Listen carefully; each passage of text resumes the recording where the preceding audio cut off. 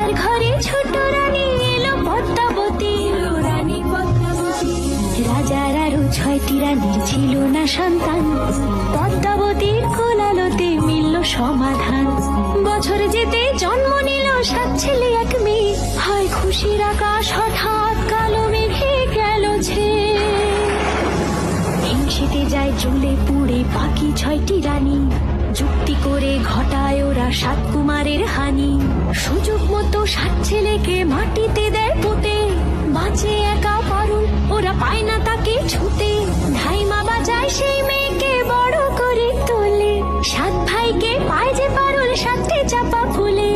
এত কিছুর পরেও রাজার বিপদ যে কাটে না, সূর্য নগরে সুখের সূর্য আর ওঠে না। হিংসা বিবাদ বিচ্ছেদ আর প্রেমের কাহিনীতে